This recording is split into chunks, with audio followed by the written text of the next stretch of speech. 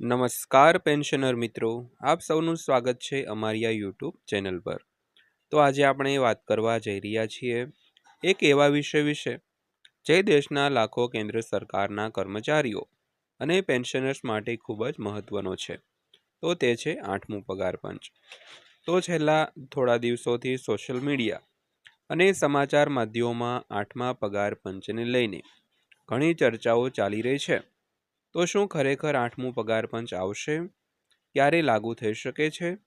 કેટલો પગાર વધારો થઈ શકે છે અને કોને તેનો સીધો લાભ મળશે? તો આ બધાની સંપૂર્ણ માહિતી આજે આપણે એકદમ સરળ ભાષામાં સમજવાના છીએ। તો વિડીયો અંત સુધી જરૂર જોતા રહેજો। તો પેન્શનર મિત્રો, ખાસ કરીને હાલમાં ખૂબ જ ચર્ચાનો વિષય એટલે કે 8મું પગાર પંચ। તો 8મા પગાર પંચને લઈને સોશિયલ મીડિયામાં ઘણી એવી માહિતીઓ છે તે ફરતી થઈ છે। તો શું ખરેખર 8મા પગાર પંચનો લાભ કોને મળશે અને ક્યારે લાગુ થઈ શકે છે, તેમજ પગારમાં અને પેન્શનમાં કેટલો વધારો થઈ શકે છે અને તેનો સીધો લાભ કોને મળશે? તો આ બધા મુદ્દાઓની વાત આજના વિડીયોમાં આપણે એકદમ સરળ ભાષામાં સમજવાના છીએ। તો ખાસ કરીને આજનો વિડીયો અંત સુધી જોતા રહેજો મિત્રો। તો સૌથી પહેલાં વાત કરીએ તો દિવસ રાત મહેનત કરીને જો અમે તમારા માટે આવા નવા વિડીયો બનાવતા હોઈએ તો એક નાની એવી તમારે મહેનત કરીને અમારા વિડીયોને લાઈક કરવાનો છે અને અમારી આ ચેનલ સબસ્ક્રાઈબ ન કરી હોય તો સૌથી પહેલાં અમારી આ ચેનલ પણ સબસ્ક્રાઈબ કરી લેવાની છે। તો આગળ વાત કરીએ તો સૌથી પહેલાં તે સમજીએ કે પગાર પંચ એટલે શું।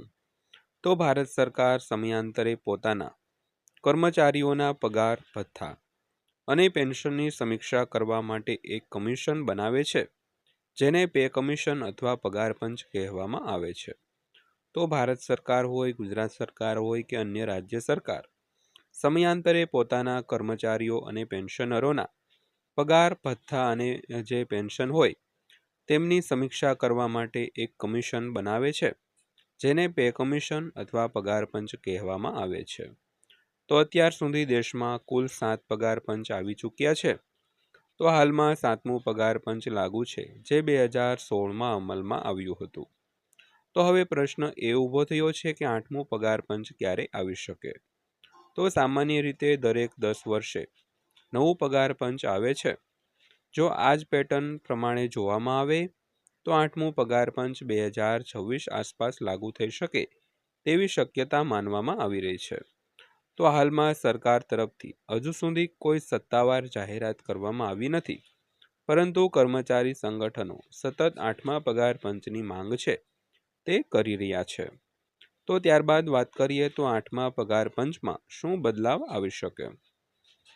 તો હવે વાત કરીએ સૌથી મહત્વના મુદ્દાની, પગારમાં કેટલો વધારો થઈ શકે છે। તો મીડિયા રિપોર્ટ્સ અને નિષ્ણાંતોના અંદાજ મુજબ નવા ફિટમેન્ટ ફેક્ટરમાં વધારો થઈ શકે છે। તો હાલમાં 7મા પગાર પંચમાં ફિટમેન્ટ ફેક્ટર 2.57 છે। જો 8મા પગાર પંચમાં તેને 3.5 અથવા તેથી વધુ કરવામાં આવે તો કર્મચારીઓના મૂળ પગારમાં મોટો વધારો જોવા મળી શકે છે। તો ખાસ કરીને ફિટમેન્ટ ફેક્ટર જે દરેક પગાર પંચમાં પગાર વધારવા માટે ખૂબ અગત્યનું પરિબળ હોય છે। તો 7મા પગાર પંચમાં તે 2.57 હતું અને 8મા પગાર પંચમાં તેને વધીને 3.5 અથવા તેથી વધુ કરવામાં આવે તો કર્મચારીઓના પગારમાં તેમજ પેન્શનરોના પેન્શનમાં મોટો એવો વધારો જોવા મળી શકે છે। ઉદાહરણ તરીકે, જો કોઈ કર્મચારીનો હાલનો બેસિક પગાર 18,000 રૂપિયા હોય તો નવા પગાર પંચ બાદ તે લગભગ 26,000 થી 30,000 રૂપિયા સુધી પહોંચી શકે છે। તો આ સિવાય ડીએ, એચઆરએ અને અન્ય ભથ્થામાં પણ સારો એવો વધારો થવાની શક્યતાઓ છે મિત્રો। તો ત્યારબાદ જોઈએ તો પેન્શનર્સને શું લાભ મળશે? તો 8મા પગાર પંચનો લાભ ફક્ત કર્મચારીઓને જ નહીં પરંતુ લાખો પેન્શનર્સને પણ મળશે। તો પેન્શનની ગણતરીમાં સુધારો થઈ શકે છે અને મિનિમમ પેન્શનમાં પણ વધારો થવાની શક્યતા છે। તેના કારણે નિવૃત્ત કર્મચારીઓની આર્થિક સ્થિતિ વધુ મજબૂત બની શકે છે। તો ખાસ કરીને પગાર પંચનો લાભ કર્મચારીઓની જેમ પેન્શનરોને પણ મળશે। તો ખાસ કરીને મિનિમમ પેન્શનમાં પણ સારો એવો વધારો થઈ શકે છે।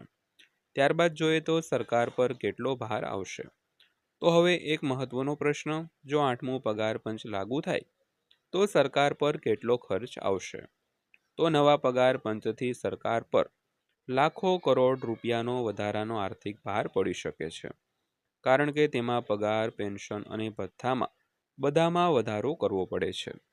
પરંતુ સાથે સાથે આ પગલું બજારમાં ખરીદ શક્તિ પણ વધારશે, જેને કારણે અર્થતંત્રને પણ સારો એવો ફાયદો થઈ શકે છે. ત્યારબાદ જોઈએ તો શું 8મું પગાર પંચ નક્કી છે? તો હાલમાં સરકાર તરફથી કોઈ ઓફિશિયલ કન્ફર્મેશન નથી. કેટલાક મીડિયા રિપોર્ટ્સ મુજબ સરકાર નવી પદ્ધતિ પણ લાવી શકે છે, જેમાં દર 10 વર્ષે અલગ પે કમિશન બનાવવાને બદલે નિયમિત સેલેરી રિવિઝન સિસ્ટમ અપનાવવામાં આવે. પરંતુ હજુ સુધી આ અંગે કોઈ સ્પષ્ટ માહિતી બહાર આવી નથી. તેને સોશિયલ મીડિયા પર ફરતી એક માહિતી પર તરત વિશ્વાસ ન કરવો. સત્તાવાર જાહેરાત આવે ત્યારબાદ જ ચોક્કસ માહિતી મળશે.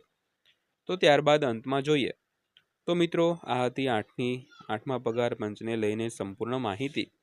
જો સરકાર તરફથી કોઈ નવી અપડેટ આવશે તો અમે સૌથી પહેલાં આપ સુધી પહોંચાડવાનો પ્રયાસ કરીશું. જો તમને આ વિડીયો ઉપયોગી લાગ્યો હોય તો વિડીયોને લાઇક કરો, શેર કરો અને ચેનલને સબસ્ક્રાઈબ કરવાનું ભૂલતા નહીં. તો ધન્યવાદ. ફરી મળીએ આવા જ એક માહિતીપ્રદ વિડીયોમાં. ત્યાં સુધી બધાને જય હિન્દ, વંદે માતરમ.